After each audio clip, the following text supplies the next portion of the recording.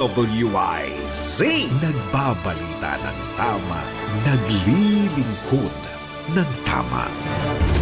Papalakas ng papalakas, palinaw ng palinaw, mga balita at impormasyong naiintindihan dahil malinaw mong nalaman. Tutok lang sa DWIZ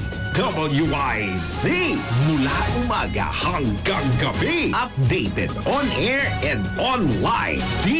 DWIZ nagbabalita ng tama, naglilingkod ng tama.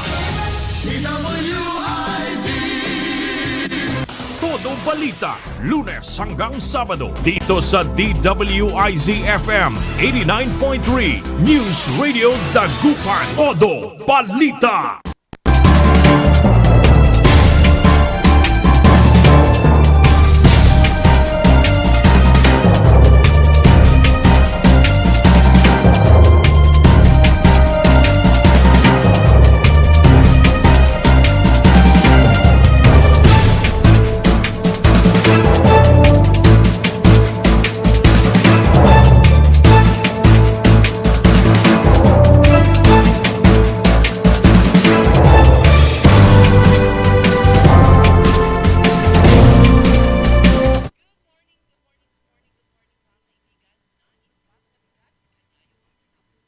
Good morning mga kaibigan. Naimbag na bigat, kanyayo amin na po. Araw ng Biyernes, ngayon ay January 23 at oras na ng ating programang Todo Balita at Komentaryo sa DWIZ Dagupan. Muli tayo ay magkakasama-sama hanggang alas 6 ng umaga. Inyong maririnig mga balita kaganapan sa lalawigan ng Pangasinan, sa ibang bahagi ng bansa at sa ibayong dagat. Ang inyong katoda balita, ako si Liway Manantan Iparagire. Ang aking partner si Kaaron Susanya daw. At sa technical kasama natin Kaaron Edwin Inong.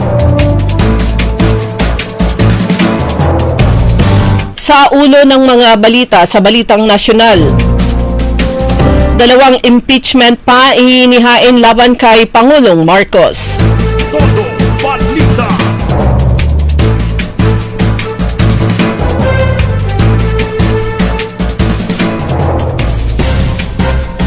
Pangulong Marcos sumakit ang tiyan, nag-overnight sa Quezon City Hospital. Todo Balita. General Nicolas Torre pumiyok sa optional retirement. Todo Balita. Sa balitang lokal, pamahalang panlalawigan, nagbabala kontra sa mga 911 prank callers. Todo Balita.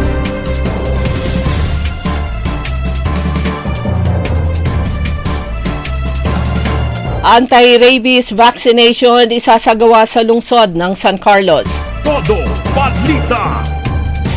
Sa balitang pampalakasan, Alex Ayala papalo sa Philippine Women's Open. Todo Balita.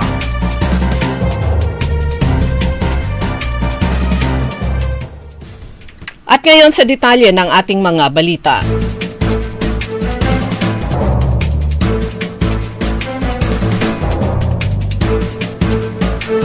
Inihain sa Kamara ang ikalawa at ikatlong impeachment complaint laban kay Pangulong Ferdinand Marcos Jr. nitong Huwebes.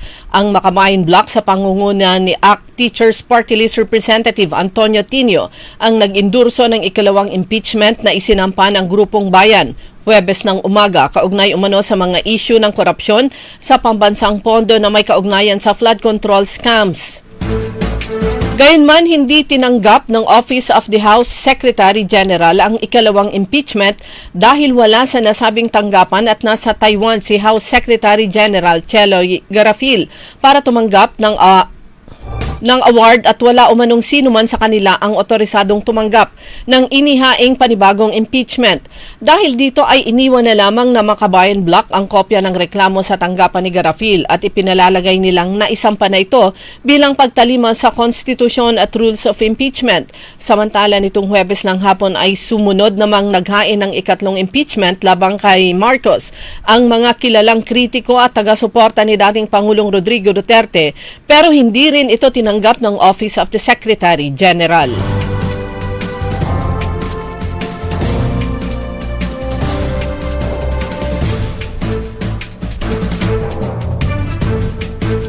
Maayos na ang pakiramdam ni Pangulong Ferdinand Marcos Jr. matapos manatili ng magdamag sa St. Luke's Medical Center sa Quezon City. Sa isang video message na inilabas ng presidente nitong Huwebes, sinabi nitong nagkaroon siya ng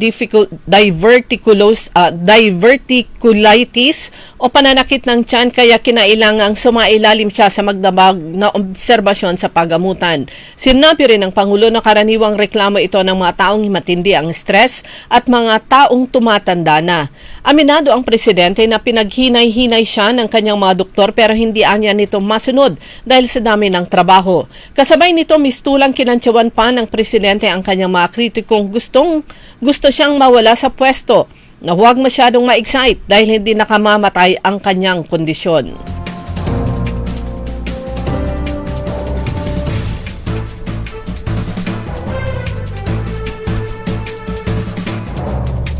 Mariing itinanggi naman ni Metro Manila Development Authority o MMDA General Manager Nicolas Torre III na siya ay nagsumitin ng kahit anong optional retirement mula sa Philippine National Police.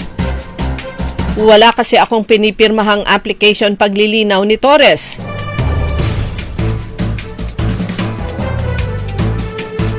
Nauna rito ay inanunsyo ng National Police Commission of NAPOLCOM na formal nang nagretiro si Torre ilang buwan matapos siyang alisin bilang PNP chief.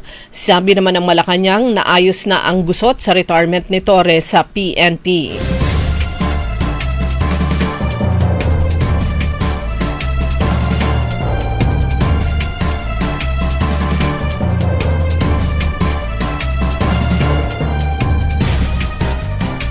Hinatulang guilty ng Tacloban Regional Trial Court Branch 45 si community journalist Francie May Cumpio hinggil sa kasong terror financing. Bukod kay Cumpio, kasama ring hinatulan si Mariel Dumekil na makulong ng hanggang 18 taon. Taong 2020 pa nakakulong si Cumpio at lay worker na si Domekil matapos maaresto sa isang operasyon ng pulisya sa Tacloban City. Bahagi umano ang pag-aresto ng operasyon na tinaguri ang naglantad ng armas at explosive sa isang umano'y safe house kung saan kabilang sila sa grupong tinatawag na Tacloban 5. Ayon sa kanilang legal counsel na si Attorney Juliana Agpalo, gagawin nila ang lahat ng posibleng legal na remedyo matapos ang promulgation. Bago ang kanyang pagka-aresto, si Cumpio ay nagsilbing executive director ng community-based news outlet na Eastern Vista, kung saan nagulat siya ukol sa mga aligasyon ng pang-aabuso ng militar at pulisya sa rehiyon ng Eastern Visayas.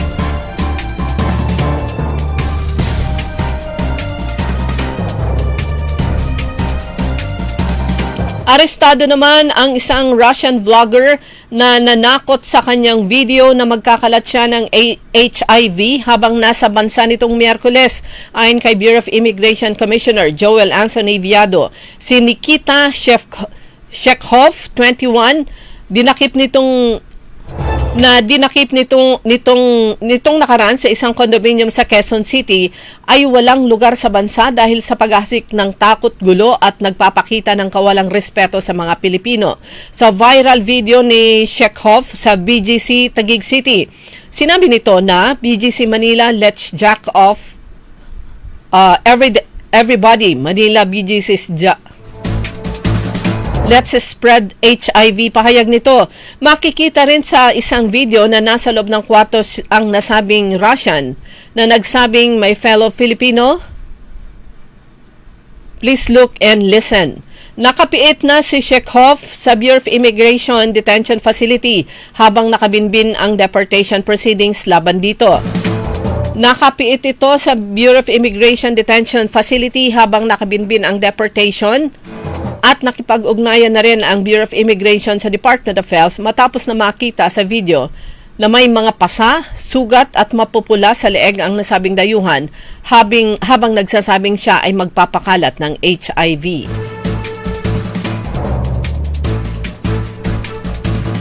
Kinumpirma naman ng Department of Foreign Affairs na walang Pilipinong nasaktan o nasawi sa dalawang magkahiwalay na aksidente sa tren sa Spain. Sa isang pahayag kahapon, sinabi ng DFA na tiniyak ng Philippine Embassy sa Madrid na walang Pilipino sa mga biktima ng banggaan ng dalawang tren sa Cordoba noong Enero 18 kung saan hindi bababa sa 43 katao ang nasawi.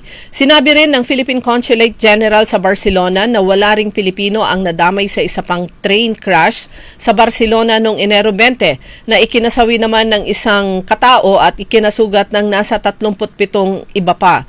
Ayon sa embahada, patuloy silang nakikipag-ugnayan sa mga otoridad sa Spain habang iniimbestigahan ang parehong insidente.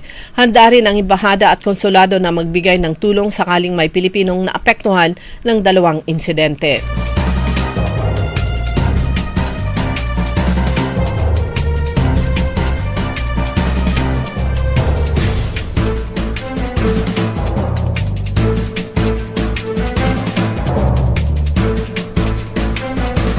Sa iba pang balitang nasyonal, nangungutang ngayon ang pamahalaan ng $2.75 billion o 162.25 billion pesos sa mga foreign investors sa pamamagitan ng pag-issue ng global bonds.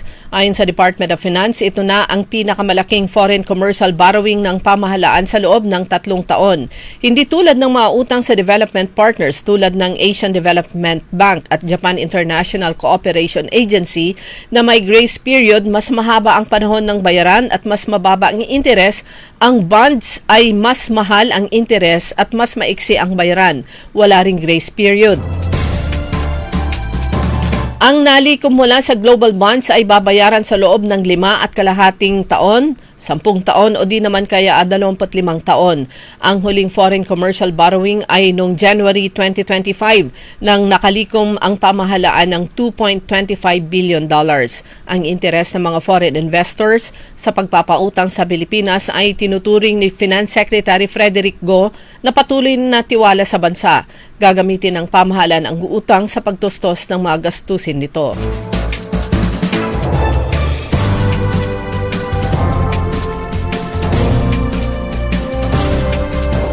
Tumako naman tayo sa mga balitang lokal.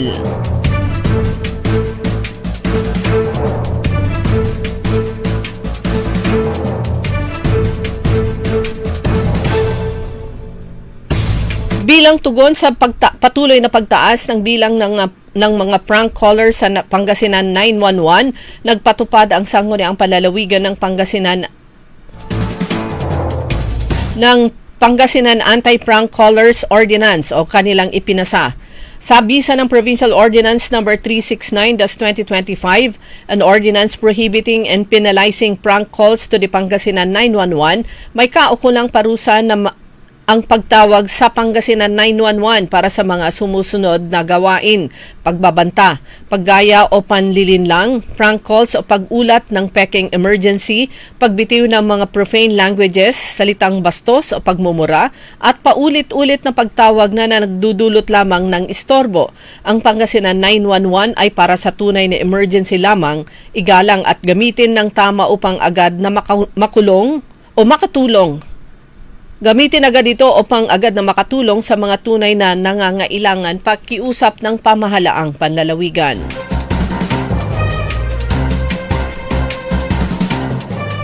Samantala, nagkaroon ng public consultation dialogue kasama ang mga fisher folk at bangus growers mula naman sa iba't ibang bayan ng Pangasinan para sa planong pagtatayo ng Pangasinan Bangus Breeding and Hatchery Project.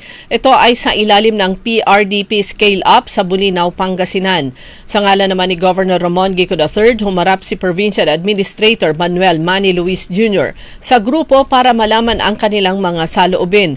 Ito ang magiging kauna-unahang bangus hatchery sa Pilipinas na pagmamay-ari ng provincial government. Layong magbigay ng mas tuloy-tuloy na supply at mas maayos na kabuhayan para sa mga Pangasinense. Sa lungsod naman ng San Carlos, mas pinaigting ng City Veterinary Office ng San Carlos ang libreng pagbabakuna kontra rabies para sa mga alagang aso at pusa. Ang mga inilabas na nilang schedule para naman sa ilang barangay na kanilang pupuntahan. Ipakiusap nila ihanda ang mga alagang aso at pusa upang sila ay mabakunahan at mapanatiling ligtas ang komunidad at ang barangay, ligtas ang pamilya laban sa rabies. Sabay-sabay na pangalagaan ang kalusugan ng ating mga alaga at ng buong komunidad sa San Carlos ang pakiusap naman ng City Veterinary Office. Narito naman ang kanilang schedule.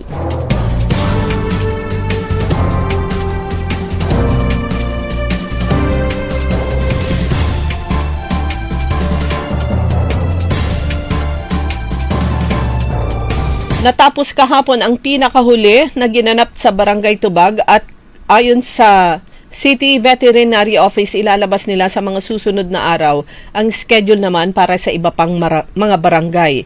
Ang lungsod ng San Carlos ay may 86 na barangays. Dumako naman tayo sa mga balitang pampalakasan. Pagkakataon na ng mga Pinoy fans na personal na ipagbunyi si Alex Ayala sa sarili niyang bakunan. Kasabay ng kanyang pagbabalik sa Pilipinas noong Miyerkules ng gabi ay ang pagkumpirma ng Pinay tennis sensation sa paglahok niya sa Philippine Women's Open. Sinabi nito na siya ay maglalaro next week. Si Alex Ayala ay world number 49 ranked player na galing sa kampanya sa 2026 Australian Open sa Australia. Hahataw ang WTA o Women's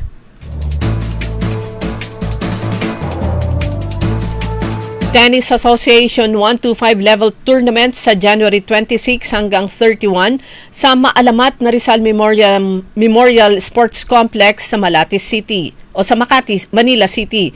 Ito ang kauna-unahang pagkakataon na mamamahala ang Pilipinas ng isang WTA event.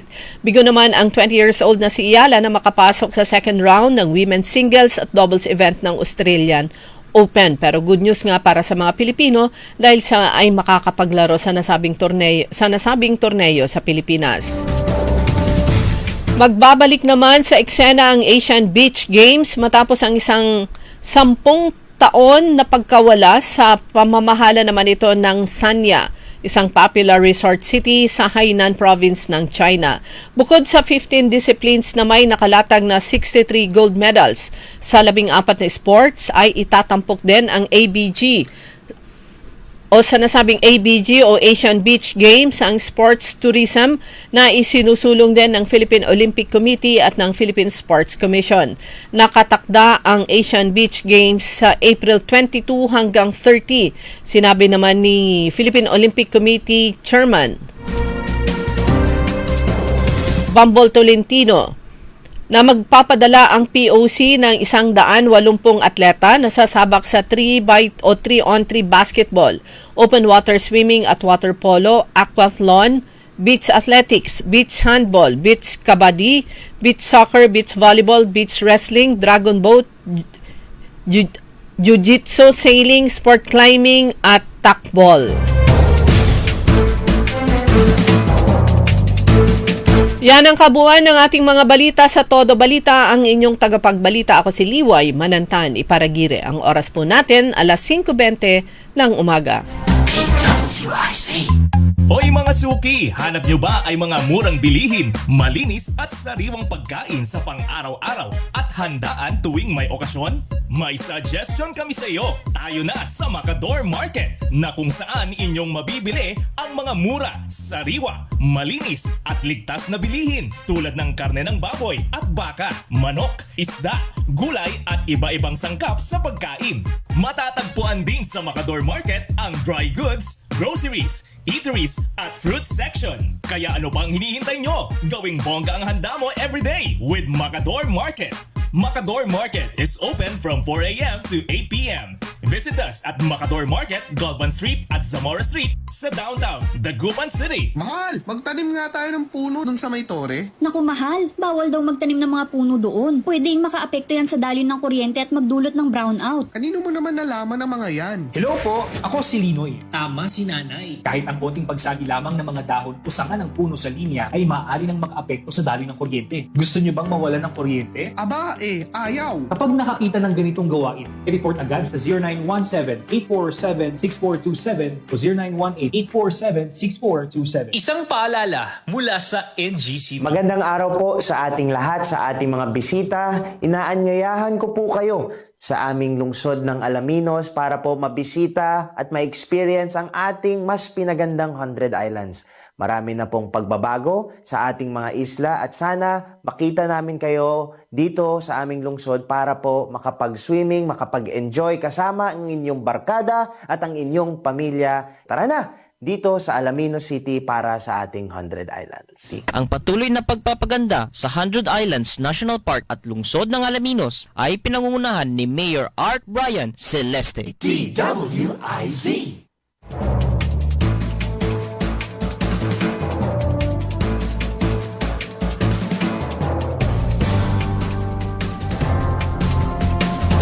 Oras na po natin mga kaibigan, alas 5:22 ng umaga sa pangalawang bahagi ng Todo Balita. Kasama nyo pa rin Liway Manantani Paragire at ang aking partner si Kaaron Susan niya daw.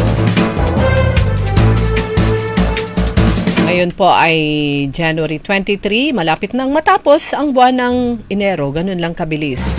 Pero talagang ramdam na ramdam po natin, di po ba, ang lamig ng panahon, napakaginaw sa gabi pero pinakamaginaw madaling araw. Ayan, namnamin natin at i-enjoy ang lamig na to, although nagkukos naman ng sipon at saka ng ubo. Akin yan. Ang ginaw-ginaw talaga. Ang sarap magkubot ng kulambo. Pero binabati po natin ng good morning lahat naman ng participants ng Kadiwa dyan sa may San Carlos City. Ginaganap po yan sa Magic Mall. At ayon sa kanilang agriculture officer, regular nag-isinasagawa, parang twice a month yata sa nasabing lugar. At enjoy yung mga exhibitors dahil maganda. Libre yung kanilang, wala silang binabayarang rent. Malaking kabawasan na po yun. Dahil pag may ganyang mga trade fair sa lalo na sa isang mall, kung hindi po ito ay coordinated ng isang government agency o ng local government unit, ay mahal po yung bayad. Pero libre ang rent dyan sa mga Kadiwa. Kanya naman makikita nyo talagang, sasabihin nyo, ba't pare-pareho yung nag-i-exhibit? Sila kasi yung na-invite ng DTI at saka sila yung mga talagang willing na silang regular na na mag-display at magtinda. Alam din naman nila kahit sinong mga maliliit na negosyante o yung malalaking negosyante na araw-araw hindi naman pareho yung sales, kumbaga yung laki ng sales. Pero sila regular na dumadalo sumasali sa nasabing mga Kadiwa Trade Fair.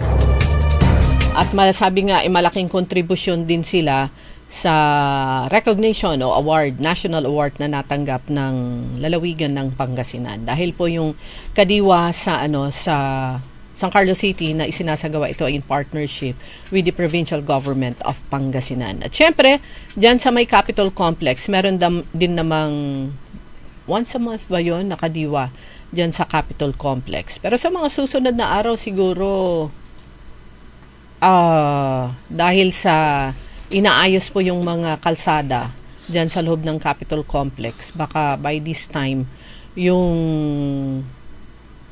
usual na venue nung Kadiwa dyan sa Kapitolyo, baka naabot na nung pag-aayos ng kalsada. Sabi nga lang isang nakausap natin kahapon na ang produkto niya ay meron siyang mga mango products. Meron siyang suka, meron siyang pickled na mangga at iba pa. So, lahat ng klase ng mangga pwedeng i-process pala. So, sabi niya, masaya siya. Nag-umpisa siya noon sa 250 pesos na puhunan. Ngayon ay lumago yung kanyang negosyo at kaya na niyang mag-display sa 2 Kadiwa. So, meron siyang Kadiwa display sa Kadiwa, San Carlos City, at meron din siya dito sa Dagupan City na halos magkasabay yung nasabing 2 Kadiwa trade fairs. So, ang sabi niya kahapon, yung inumpisahan niya, yung ginagawa niyang suka, sabi niya, alam niyo yung mga mangga na may, yung ibang parts ay may sira o kaya basag. Tinatanggal lang niya yung sira. Tapos, yung okay pa, yun ang ini-slice niya para naman ginagawa niyang suka at mabenta daw. Tinuloy-tuloy na niya. Siyempre, pag pickled mangga ay yung maayos, yung walang sira ang kanyang ginagamit. So yun po, yung mga kababayan po natin na nag-umpisa sa maliliit pero sa tulong naman ng mga government agencies kagaya ng DTI. Yun pala mga kaibigan, lahat ng participants sa Kadiwa ay lahat sila may mga papeles. Meron silang business permit, meron silang DTI certificate, etc. etc. Yes, at kapag mayroong mga Kadiwa po sa yung mga lugar na katulad niya, ang ganda naman ng venue na ng Kadiwa nila. Kapag meron po mga Kadiwa na yan, natin, kumbaga sa suportahan natin. Patronize natin. Patronize po natin kasi mga local produce po na ating mga magsasaka yung mga nandyan. So, yun yung pagkakataon na makabenta sila na hindi na sila dadaan pa sa middleman. Hindi na. Yan, at least para kahit papaano, yung tutubuin nila medyo malaki-laki rin ng konti kahit papaano makabawi rin sila. Parang pagtulong na rin sa ating po mga magsasaka o mga maliliit na mga negosyante sa ating lalawigan. At saka yung pag nakakakita po kayo ng mga produkto na pre-process, pagkain man po yan o yung mga souvenirs o mga gamit, huwag po ng tawad dahil kumbaga mabusisi yung proseso ng kanilang paggawa. At saka hindi lang naman po yung product mismo yung binabayaran nyo eh. Binabayaran natin. Siyempre yung kanilang effort sa paggawa, yung kanilang galing, yung kanilang skills. At yung iba dyan, meron din po silang mga pinapasahod na mga trabahador. Ako inabangan ko dyan yung hinahanap ko palagi yung saging. Actually, may nakita akong saging kahapon, yung mature na galing mismo sa puno. Kaya lang ayoko magbitbit na marami kasi sa San Carlos yun. At saka yung mga daing sasabihin nyo, mahal-mahal naman. Ang hirap kaya magbilad. O, diba? Ibibilad nila ng ilang araw yun. Just imagine yung init na kanilang tinitiis para lang mabilad yung magkabilang side ng kung ano mang seafood yan, isdaman o kaya pusit. O, diba? Huwag tawad po ng tawad. Isipin po natin, pag in-order nyo yan sa restaurant o sa mga kainan, mahal po siya. Sasabihin nyo, ang mahal naman. Pero kung order naman kayo ng tig 100 pesos na ulam, kayang-kaya nyo. sa mga food chain. Oo. So, yun lang po. Tulong-tulong po tayo. Tulungan po natin tayo mismo na mamimili. Tulungan po natin itong maliliit na mga negosyante. O mga negosyanteng mga kababayan natin. Yes. At kailan naman kaya dito dito rin sa Dagupan magkaroon din. Kaya lang siguro ayaw na nila dito sa Dagupan kasi andito na lahat. Halos, madaling mamili dito sa Merong kasalukuyan sa dun sa mall sa Lukaw.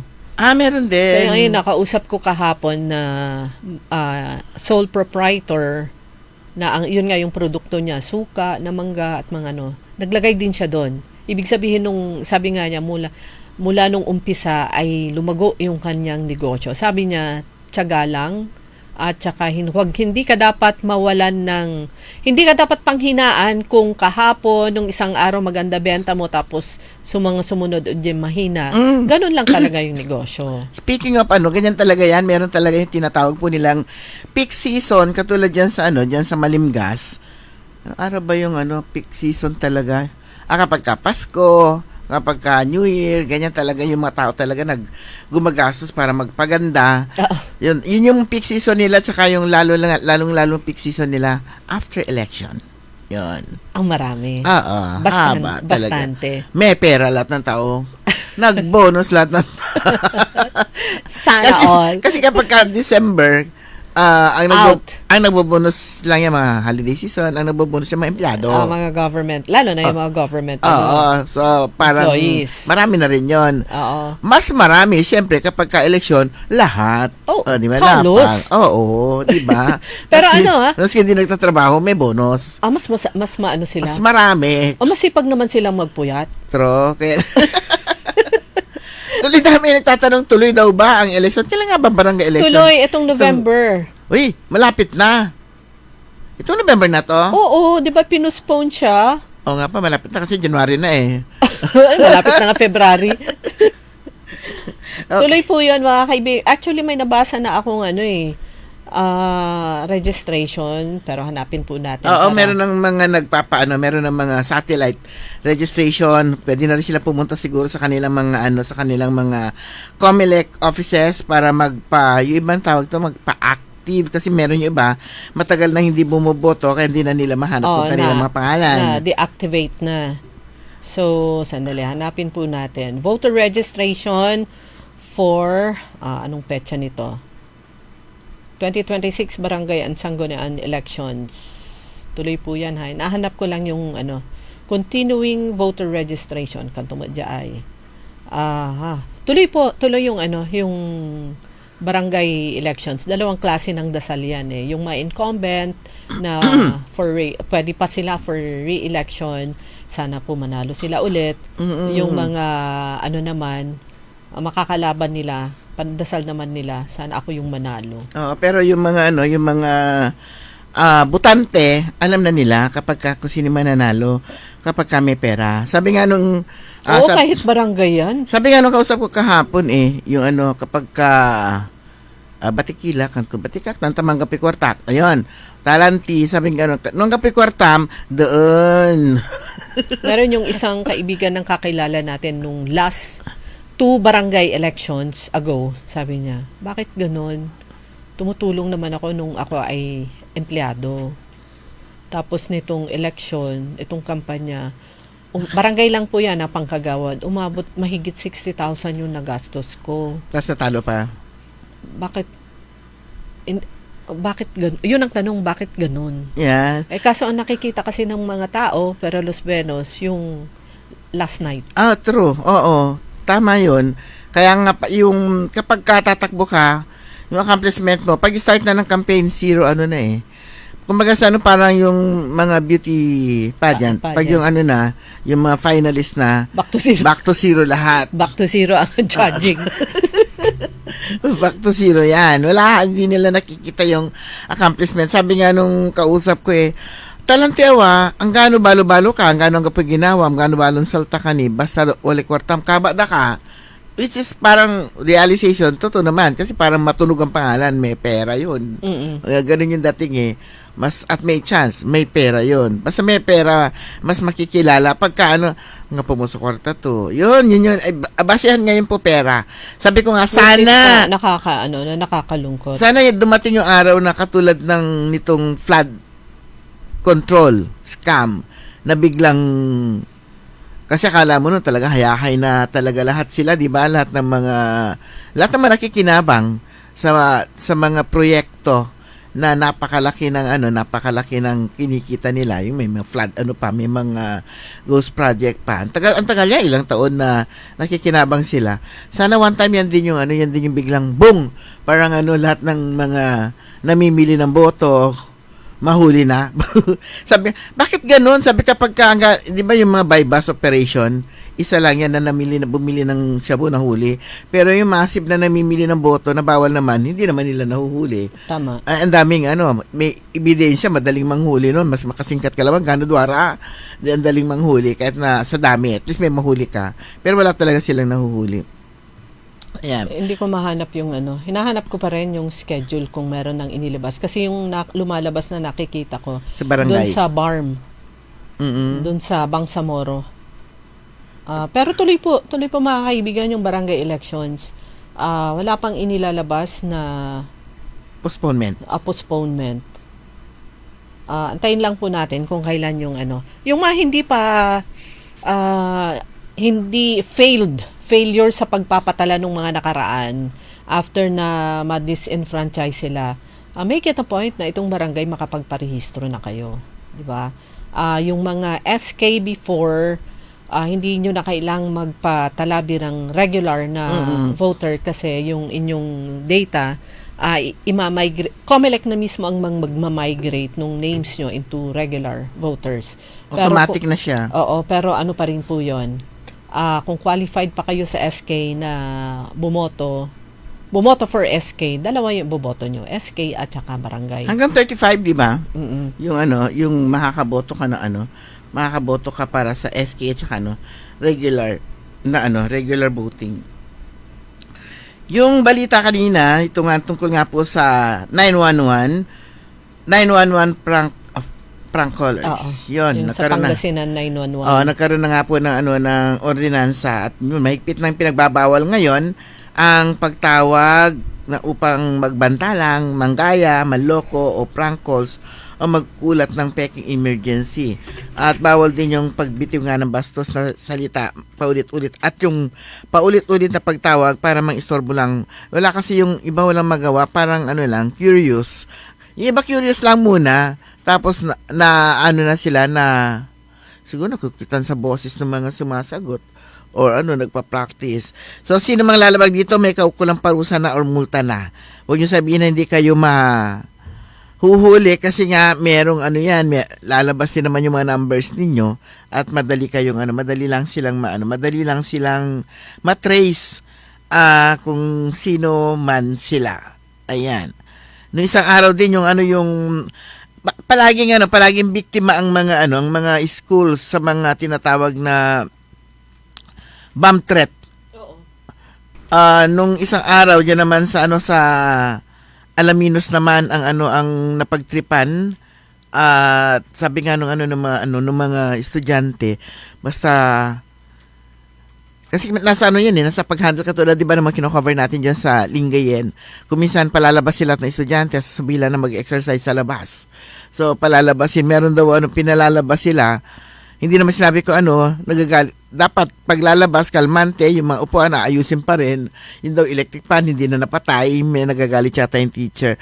Pero yung pinapalam po ng Alaminos City National High School sa publiko na may kumalat nga. Nung isang araw nga may kumalat na post ng bomb threat. Nakalagay yon sa Job Hiring Alaminos City Facebook page. Nagsasaat na may 4 daw na bombang nakatanim sa loob ng paaralan. So, yung pormasyong ito agad na pinaalam ng City Disaster Risk Reduction and Management Office at agad ding itinawag ni Dr. Emilio Gilado, ang City Administrator sa pamunuan ng paaralan. So, bilang agarang tugon din, agad nakipag-ugnayan ng Alaminos City National High School kay Police Lieutenant Colonel John Ringo Quintinita, ang Acting Chief of Police, na mabilis namang nag-mobilize na matauhan at nakipagtulungan sa Philippine Coast Guard at sa Explosives and Ordnance Disposal Team bilang pag-iingat at pagbibigay prioridad sa kaligtasan ng lahat at agad na pinauwi ang mga mag-aaral. So, isinagawa ang masusing paneling at inspection sa buong campus ng paaralan at matapos ang masusing pagsusuri, isinagawa ang sa conference kung saan diniklarang negative ang aligasyon ng bomb threat. At batay sa opisyal na rekomendasyon ng otoridad, pinahintulutan na yung pagpasok ng mga mag-aaral kinabukasan at mga empleyado at ang papatuloy na magawain sa paaralan. At upang higit na matiyak ang seguridad, magtatalaga na ng mga security personnel at magbabantay sa buong magdamag hanggang sa mga susunod na araw. Mga sa paalala po ng Alaminos City National High School na ito na ikalawang beses na naganap yung ganitong uri ng insidente kaya't mariin daw kinukundina ang pagpapakalat ng mga maling impormasyon at mapanlinlang na banta na nagdudulot ng takot, abala at panganib sa publiko. So, tinitiyak na Alaminos City National High School ng kaligtasan at kapakanan ng mga mag-aral, guro, kawani at lahat ng stakeholders ay nananatiling pangunahing prioridad at hinikayat ang publiko na maging mapanuri at umasa lamang sa opisyal na pahayag mula sa kinukulang otoridad at sa opisyal na komunikasyon ng paaralan. So, pinasasalamatan din nila kinukulang ahensya sa kanilang na maagap na pagtugon at buong komunidad sa kanilang pakikisa at pangunawa. Kung ni-imagine ko to baka estudyanteng gusto niya maglamyarda. Oo. O kaya kung minsan nagkakataon na malapit ng exam. O exam schedule o kaya may quiz, ayaw lang niyang umattend. Kaya yan gagawa sila ng mga ganyan para suspended ang klase. Walang pasok. Mm-hmm. Okay mga kaibigan, bilis po na oras natin. Ganap na po na 5:41. Babalik po tayo pagkatapos po lamang ng ilang paalala. That time check was brought to you by ACS Manufacturing Corporation, ISO certified, world-class quality.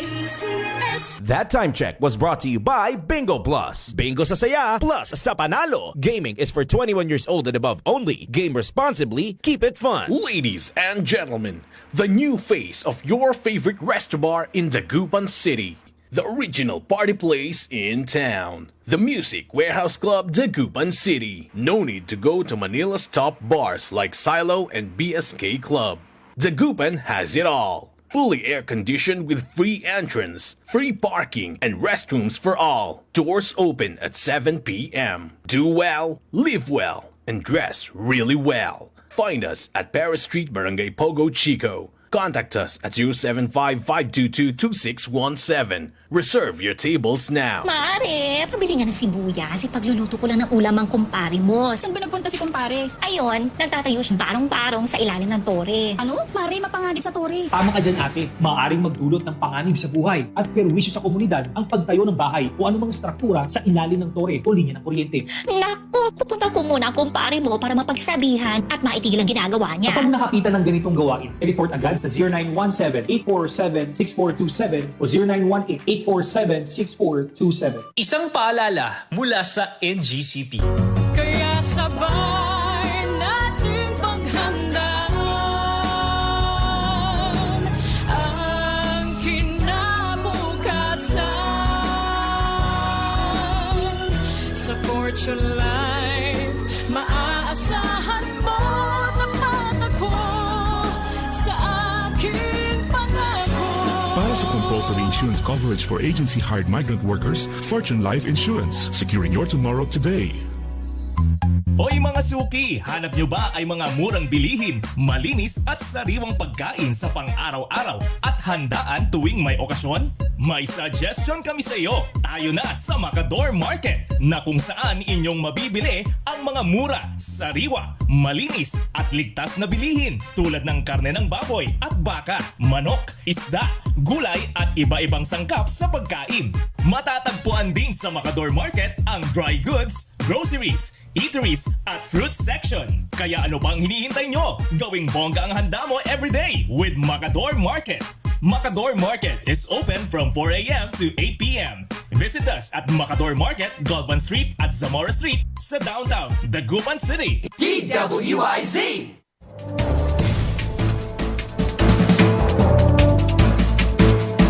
Oras alas 5:44 na po ng umaga sa Todo Balita. Kasama nyo pa rin Liway Manantan, Iparagire. At Susan Valdesia daw. Naalala ko lang yung kanina, yung peak season, lalo na ng mga beauty parlors, ay malapit na naman po silang mapuno everyday. Kasi January na, susunod yan, Feb. Season na po yan ng juniors prom, seniors ball. Tama. Ayan, pati yung mga nagpaparent ng mga gown at ng mga damit panlalaki, ay hayahay po sila niyan. At saka yung mga nagtatahi din. Oo, pero yung mga parlors, puno po yan. At saka meron na rin yung mga walang pwesto, pero sila po ay marunong na mag-makeup, ano na lang, service. Kumbaga, on call. Doon sa magsama ka ng mga kasama mo para minsan doon sa area nyo, yung parang ganyan. Tsaka medyo, syempre, medyo mataas ng konti yung peak season eh. Yung service charge. Pero yan po kaya yung mga wag kayong sumabay. Magpapaganda o kaya magpapamani-pedi. Parang ako magpapariband. Nung last, kasi, pag nagpapakulay tayo ng buhok, sabi ko, may itim dyan tapos light dyan. Ay, hindi nila naharap mag-light. Next, lang daw, sa susunod na lang. Kasi nga, ang daming nakapila. At lahat ng lahat ng pwesto. Marunong man o hindi. Oo, lahat ng pwesto po. Pag dito sa Dagupan, sa Malimgas, sa second floor, maraming parlor po dyan. And then saan pa ba? Dun sa may Galvan Market. At sa ibang areas, marami pong mga beauty parlor po dyan. Pag panahon po ng juniors prom and seniors ball, lahat po sila maganda po yung maganda yung kita, maganda yung income. Kaya naman, kayo po na mga kababayan po natin dyan sa mga barangay na walang gusto po na magkaroon ng extra ng pagkakakitaan o kung pagkakakitaan mismo. Tapos hindi naman masyadong busy pag may nabasa po kayo na anunsyo ng inyong mayor, ng inyong congressman o kung sino mang sponsor na may libre na seminar training patungkol sa paggupit, manicure, pedicure, makeup, ay mag-enroll po kayo para naman magkaroon po kayo ng kaalaman. And then sa susunod, kung meron ulit, join lang para ma-enhance yung mga naumpisahan nyo ng kaalaman. Huwag masayang, ay naku, 2 days, matatali ako. Matatali ka ng 2 days sa training seminar. Pero, pagkakakitaan mo naman yun ng dire-diretso na. Yung mga, di ba, ang daming mga pa-training, libreng workshop, sa training sa manicure, pedicure, at saka gupit. Ayan, salihan nyo po yan. Kung kaya nyo namang mag-enroll sa may bayad, do it. Para pag merong gustong magpa-service sa barangay nyo, ay paalam nyo na kayo ay marunong. January 31 yung naririnig kong nakikita kong merong make-up session. Saan? Sa isang hotel dito, sa tabi natin. May bayad yun. Pero pag ganun, may kaya naman, tapos medyo meron na kayong kaalaman, mag-enroll kayo. Lalo nga, pag ganyang peak season, halos walang makuha ang mga gustong magpa-makeup. Lalo na yun. Tsaka yung mga beauty, mga beauty enthusiasts, yung mga mahilig, ang mga padyentera na tinatawag po natin. Kasi ang mahal ng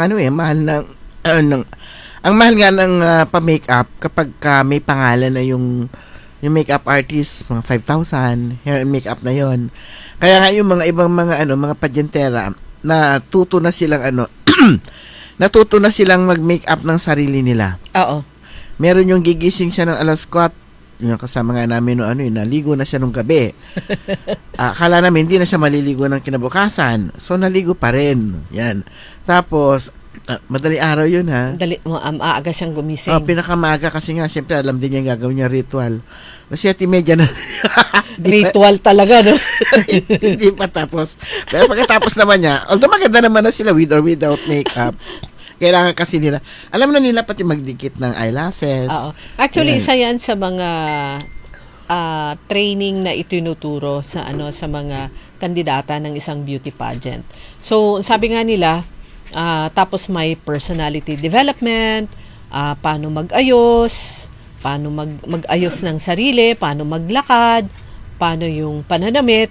Ang sabi nga nila, matalo man ang isang candidate, meron naman siyang natutunan na skill na kumbaga magagamit na niya ng tuloy-tuloy. Yung pag-makeup na lang sa sarili, ang laking kaginhawaan kasi hindi ka na maghahanap ng makeup artist. Hindi ka na maghahanap ng tao na magsiset sa buhok mo o kaya mapaplantsa sa buhok mo. Yung iba, may sarili ng plantsa. Although yung plantsa na yan, matagal na yung mga unang season ng Pinoy Big Brother. Diba? May mga, anong tawag na doon sa mga participants ng PBB? Mga housemates. Inmates. Mga housemates, ayan. Kanya ka may dala, it's either may dala silang sarili nilang pamplantsa. Ito po yung gadget. Meron akong nakita, literal na plancha yung ginagamit. Hindi totoo. Kasi yun naman, heated pad yun eh. Kasi naalala ko, nung bata pa ako, ganun nung dalaga, yun yung uso yung afro noon. Oo. Sobrang de afro mata mo, parang siyempre, hindi ka naman sanay doon sa afro. Pinaunat ko, talagang sa plancha ka talaga doon sa kabayo. Ilalatag mo yung buhok mong mahabang ganyan. Yung plancha naman kasi, di ba, heated pad. Yung plancha ginagamit natin, pinapainit din naman yun. O, di ba, handheld lang yung pang-unat o kaya yung plancha. So, naalala ko talaga yung plancha talagang ginagamit noon. Oo. So, pero para sa maiksing buhok, napakahirap noon. Napakahirap. Dapat may gagawa talaga. Otherwise, baka maplansya mo naman yung tenga mo. Pero yan, February, March, peak season yan. At saka, yun nga, huwag kayong sasabay. Pagdating naman ng April, May, meron yung ang daming mga fiesta sa barangay at meron silang anong pangalan nung Reyna Elena. Yan. Oo. At syempre, pag Mayo naman yan, Santa Cruzan. Pag Reyna, yung anak, alam nga namang hindi makapagpaplantsa si nanay. Oo, yan. So, eto po yung... Kuminsan mas excited pa yung nanay. Kahit sa graduation, kuminsan mas nakaayos pa yung nanay. Meron nga yung naging viral, yung nanay todo ayos, plunging, yun naman yung pagkakataon niyang mag-ayos, di ba? O di, ibigay ang hilig. Pero, meron na lamang po tayong 9 na minuto bago mag-alas 6 ng umaga. Sa isang balita mula naman sa Department of Education Region 1, sinabi po dito, actually national news po ito, pinagtibay ng Department of Education o kaya DepEd yung bagong Memorandum of Agreement kasama ang mga local government units upang pabilisin ang pagtatayo, pag-aayos at pagpapaganda ng mga pampublikong silid-aralan gamit ang 2026 national budget. At inaasahang makatutulong ito upang mabawasan ang siksikan sa mga silid paaralan at mapabuti ang kalagayan ng pag-aaral para sa mga estudyante at mga guro. So yun pa mga kaibigan, isa yun sa mga hakbang na ginawa ng national government na imbis na Department of Public Works and Highways o kaya DPWH ang mga mag-i-implement ng mga infra projects para sa Department of Education, ay eto na isang pagbabago na implement nila starting 2026 na local government unit na ang mag-i-implement. Pero yan ay mula sa national budget.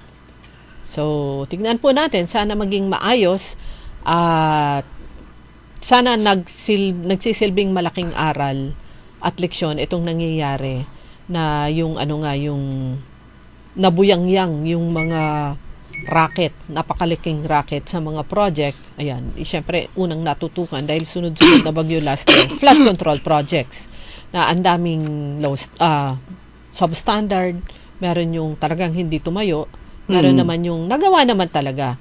Meron yung isang kine-question yung, hindi ko alam kung congressman, isang public government employee.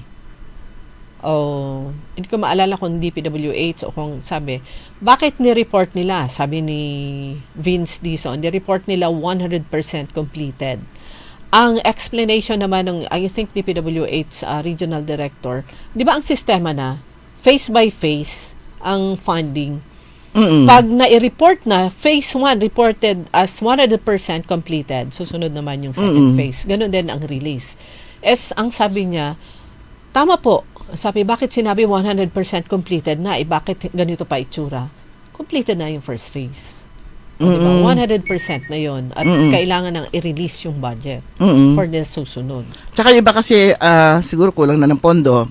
Maliit lang yung kanilang counterpart. So, ganun ang ginagawa nila. At saka iba yung, meron din akong nare-realize kasi kung minsan meron yung kakatapos lang, binabakbak na naman nila. Yun yung mga reject. Parang kumbaga sa merong nakitang mali, pinauulit ng DPWH, so kung sino man yun. At the expense of the contractor. Oo, babayaran yun, uulitin yan ng contractor kasi nga meron sinasabi nga nila 5 years yata yun, na kapag ka hindi maayos, ay pauulit. At yun, sila yung magbabayad. Kaya sinasabi, kakagawa lang, binabakbak na naman kasi nga, yun, substandard. Pwedeng substandard o meron sila nakitang hindi nga siya standard. Pareho lang pala yun. Kaya inuulit yun. Pero ang sasagot nun, contractor na. Hindi na yung tawag nito. Hindi na yung gobyerno. Hindi na taxpayers ang yan. Kasi 'di ba nakakairita yung bakit bigla na lang may binubutas sa gitna. Tapos di na matapos-tapos. Lalo na dito, ewan ka ba, dito sa Luzon. Kasi nakapunta naman ako sa ilang bahagi ng Mindanao. Wala naman ganong masyado. Maayos na yung kanilang mga kalsada. Pero dito sa atin, ay halos every year. Oo nga. At nakita ko na rin yung bahay, yung buong building, buong bahay na nasa loob ng ilog. Ilog siya pala mismo halos nasa gitna siya. Na-extend na siya. Hindi yung sabi mong binakbak na, nakita ko na nung isang araw. Stepping na siya. Oo. Nasa saka yung widening talagang super widening. Oo, super widening. At saka widening din nung ilog. Kasi nandun na siya sa may nasa ilog na siya. Kaya kailangan talagang tanggalin. Tapos pa siya? Konkreto, no? Oo. Yan? 2 palapag? Na nasa na siya mismo. Nasa na siya, nasa tambib ng ilog or ilog, parang ilog na siya kasi nakita ko nasa gitna na siya ng Yun yung mga nagbabara, nagkokos ng mga pagbaha-baha. Pero itong mga itong tag-ulan na to, abangan po natin kasi marami po yung mga nagrereklamo ng mga kababayan po natin na hindi naman talaga sila binabaha. Pero ngayon, konting ulan lang, binabaha na. At lalong-lalo na ngayon, naitaas na lahat ng naitaas na lahat ng kalsada. Although sabi nga, tama rin naman, may madadaanan nga naman yung mga tao, hindi na baha. Ang baha na lang sa bahay.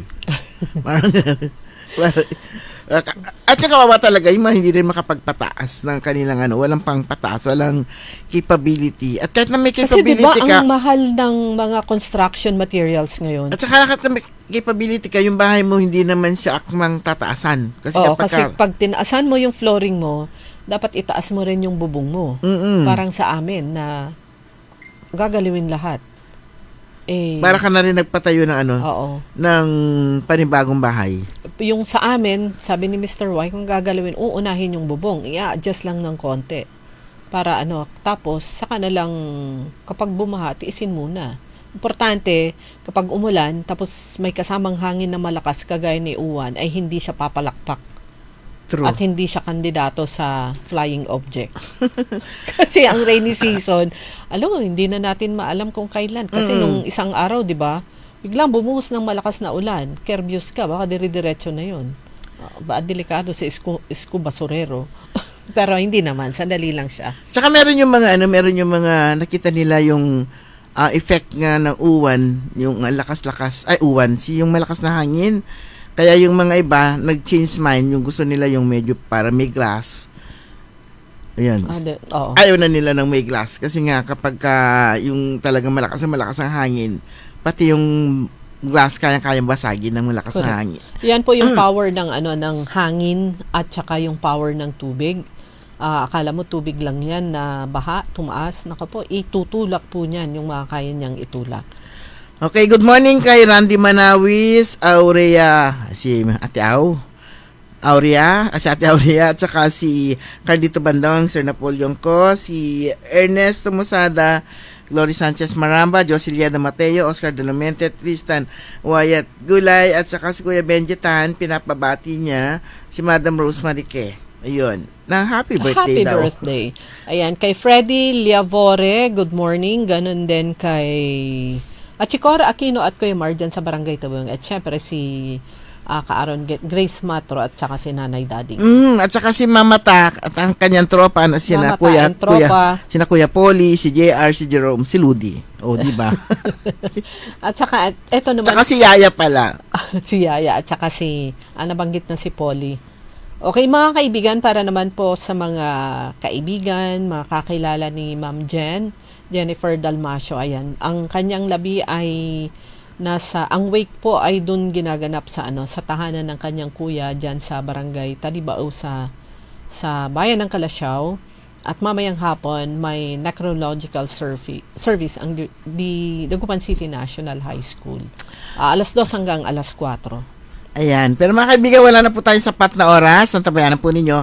Susunod agad, early in the morning, makasama po ninyo si Karen Orly Navarro. Programang Todo Balita at Komentaryo, kami po niya nakasama. Sa technical side, si Ka Edwin Inong. Ako po si Liway Manantan, Paragira. Ako naman si Susan Valdez Yadaw. Magandang umaga po sa inyo lahat. Ang balitang ito ay inihatid sa inyo ng Bingo Plus. Bingo sa saya,